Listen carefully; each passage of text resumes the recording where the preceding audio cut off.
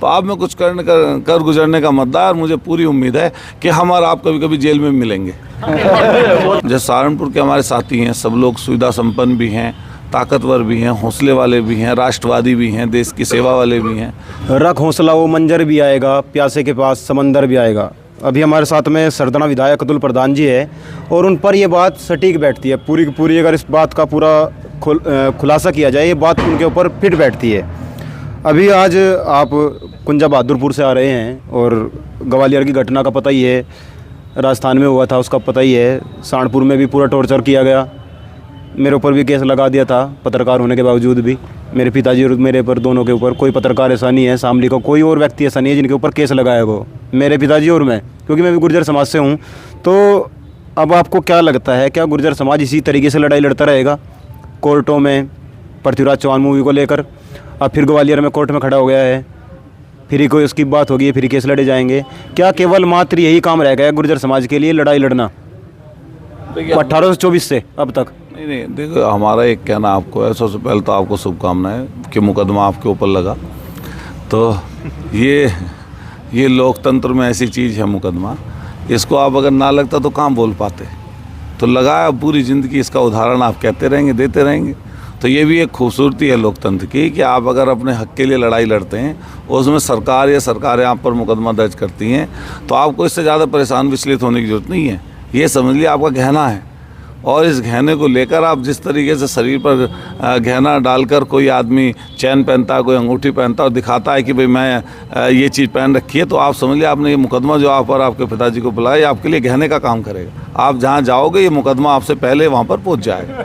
तो इसके आगे की अगर आपने हक की बात की है, तो राजनीति में और राजनीतिक जो पृष्ठभूमि हमारी है वो मैं कई जगह कई मंचों बोलता हूँ, क्योंकि सहारनपुर के साथी हैं और इन्होंने ऐतिहासिक काम किया, ऐतिहासिक यात्रा निकाली, शांतिपूर्वक तरीके से निकाली। और मैं नहीं पहुँच पाया तो मैंने कहीं पर बोली थी ये बात कि पूरी ज़िंदगी हम लोगों को मलाल रहेगा कि हम इतने शानदार प्रोग्राम में नहीं पहुँच पाए। और क्योंकि नौजवानों की बड़ी टोली यहाँ पर है, और मैं तो सबसे यही कहूँगा कि सब लोग इकट्ठे रहें। अगर आप इकट्ठे रहोगे, किसी को कुछ ना कुछ मिलता रहेगा। अगर आप भटके पॉलिटिक्स करोगे, भटके जीवन जियोगे, तो ना तो सामने वाले को मिल पाएगा, ना आपको कुछ मिल पाएगा। और ये इस समय जो विचारधारा की लड़ाई चल रही है, हम चाहते हैं कि हमारे समाज के लोग कैडराइज हों और कैडराइज होकर अपने से कमज़ोर लोगों की सहायता करें, उनके काम आए और जातियों को जोड़ें। और मैं अपने जैसे सहारनपुर के हमारे साथी हैं, सब लोग सुविधा संपन्न भी हैं, ताकतवर भी हैं, हौसले वाले भी हैं, राष्ट्रवादी भी हैं, देश की सेवा वाले भी हैं। लेकिन इसके साथ साथ अपनी आने वाली नस्लों और पीढ़ियों को हम क्या देकर जाएंगे, इसके लिए भी हम लोगों को तैयारी करनी चाहिए। और रही बात इस चीज़ की कि भाई कोई विधायक सांसद बन गया, मान लिया मैं भी इनके पास ही बैठा हूँ, इन्हीं के जैसा हूँ, इन्हीं के बीच का हूँ, ये भी सब लोग जितने यहाँ पर लोग बैठे हैं लगभग कोई ऐसा नहीं है जिसके लिए आप ये कह सकते हो कि इसको विरासतन ज़्यादा चीज़ मिल गई। बहुत सारे नौजवान साथी ऐसे हैं, अपनी इच्छा रखते हैं मन में आगे बढ़ने की, तो वो आगे बढ़ें, लेकिन साथ साथ अपने हक और हुकूक के लिए कोशिश करें कि एकजुट रहें। ये ग्वालियर की घटना का आपने जिक्र किया, मैं उस तरह के आयोजन के पक्ष में नहीं हूँ, और मैंने साफ साफ ये बात कही। मैं उस मंच पे था, हमारे परेश भाई, हमारे प्रधान जी कई साथी थे और देखा तो सब नहीं है। मैं उसके पक्ष में नहीं था जो वहाँ पर हुआ, और मैं उसको सही भी नहीं मानता हूँ। कई लोगों ने हमसे पूछा कि क्या हुआ, मैंने कि जो वहाँ पर घटना घटी वो बहुत दुखद है। हम कतई नहीं चाहते कि कोई हमारे समाज के ऊपर गैर जिम्मेदारी का ठप्पा लगाए या हमारे ऊपर उंगली उठाए। लेकिन उसके बाद जो घटा, पुलिस की जो प्रतिक्रिया उसके बाद की है, जो 6 मुकदमे लिखे गए हैं, और ऐसे मुकदमे लिख दिए जिन पे जल्दी जमानतें नहीं होंगी, NSA लगाई जा रही है, औरतों और बच्चों को परेशान किया जा रहा है, लोगों को पकड़ पकड़ के पीटा जा रहा है, उसके लिए विरोध दर्ज कर रहे हैं। और लोकतंत्र में आप जनता आंदोलन कर रही है, आंदोलन अगर हिंसक हो गया तो जनता ने हिंसा कर दी तो उनकी जिम्मेदारी थी, लेकिन इतनी बड़ी नहीं थी जितनी बड़ी प्रशासन और पुलिस की थी। पहले हिंसा जनता के तरफ से हुई या पुलिस की तरफ से हुई, ये जांच चल रही है।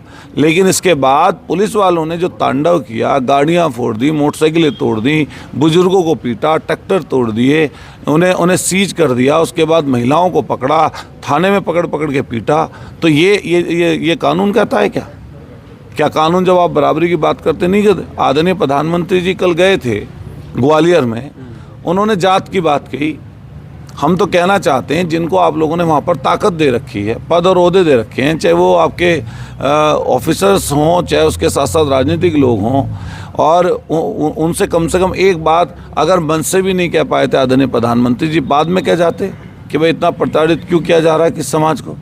अभी मध्य प्रदेश की अगर चर्चा करें आप, वहाँ पर 55 सीटों पर हमारे समाज के लोग बड़ी संख्या में हैं, तो उनके साथ जाती हुई है, हकमारी हुई है, और जो ताकत में लोग बैठे हुए हैं वो अपने अपने लोगों को चीज़ें दे देते हैं। तो उसी के लिए तो हम लोग इकट्ठा हो रहे हैं, जागरूक कर रहे हैं लोग। और मैं व्यक्तिगत रूप से मैंने अपने तमाम सहारनपुर या आसपास के ज़िलों के या प्रदेश के जो साथी हैं, मैं सबसे रिक्वेस्ट ये कर रहा हूँ कि हम लोगों को कुछ चीज़ों पर एक प्लेटफॉर्म पर आना पड़ेगा, एकजुट होना पड़ेगा, और एकजुट होकर सरकार की नहीं, सिर्फ सरकारों की आंख में आंख डालकर अपने हक और हुकूक को मांगना पड़ेगा। अभी आपने देखा होगा किसान आंदोलन चल रहा था, उस दौरान किसान अपना हक मांग रहे थे। 1 साल 1 महीना बैठकर घर आए, हालांकि शांतिपूर्वक तरीके से, गांधीवादी तरीके से आंदोलन चल रहा था, लेकिन जो गुर्जर समाज इस तरीके से सहारनपुर में यात्रा निकाली गई, बहुत ही सहजता के साथ, सज्जनता के साथ यात्रा निकाली गई, और अपने साहस का परिचय भी दिया गुर्जर समाज ने। लेकिन ग्वालियर में ऐसा क्या हुआ कि 20 से एक वीडियो भी वायरल हो रहा है कि हमने अपने लोगों को भेजा, तो फिर जब वीडियो भी है उसके बाद भी उचित कार्रवाई क्यों नहीं हो रही है? कानून है उसके बावजूद भी। देखिए, मैं एक चीज़ कहूँगा कि वहाँ जो बीता वो बीता। आने वाले समय पर हमने सबसे कहा कि आप कितने ही लोग अगर इकट्ठे हो जाएं, अगर लोग अनुशासित नहीं हैं, कैडराइज नहीं हैं, तो आपकी भीड़ के इकट्ठे होने के कोई मायने नहीं है। अगर 1000 लोगों में एक व्यक्ति भी उपद्रवी किस्म का है तो वो पूरे आपकी सोच को, आपके विचार को, आपके आंदोलन को ख़त्म कर देगा। इसलिए हम सब लोगों को जब कोई मीटिंग करें, चाहे उसमें संख्या कम हो, लेकिन कैडराइज लोग हों और एक सोच और किसी मानक को अपने मन मस्तिष्क में रखकर अपना काम आगे बढ़ाएं, वरना इसका नुकसान होता है। मैं आपको धन्यवाद देता हूं कि आपने हमसे बात की, और फिर आपको पुनः मुकदमे के लिए बधाई देते हुए कि आप और हम सब लोग मुकदमे का सामना इकट्ठे मिलकर करेंगे। आपकी पत्रकारिता इसी तरीके से आगे बढ़े, गरीब, शोषित, वंचित लोगों की आप आवाज़ को बुलंद करें, और जहां हकमारी हो रही है उनके हक की आवाज़ को बुलंद करें, ऐसी हमारी आशा। आपके गांव गुमांड जो चैनल है, इसको हमारी तरफ से ढेर सारी शुभकामनाएं। नहीं, अब जब भी हम वो बात करते हैं हमें तो तुरंत घेर लिया जाता है, या तो डीएम साहब बुला लेंगे या फिर एसपी साहब बुला लेंगे, यहाँ आ जाइए बात करनी है। ये बताओ, आपके गाँव में से डीएम एसपी ने किसको बुलाया? डीएम एसपी ने किसको बुलाया? किसी को नहीं बुलाया होगा।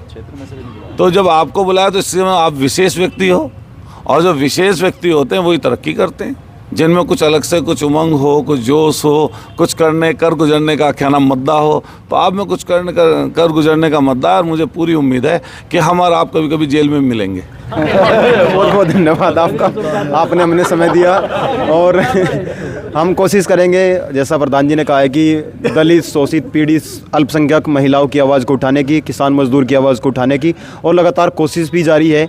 लगभग हमें 1.5 साल हो गया इस आवाज़ को बुलंद करते हुए, और लगातार इसी तरीके से करते रहेंगे। जय हिंद, जय भारत।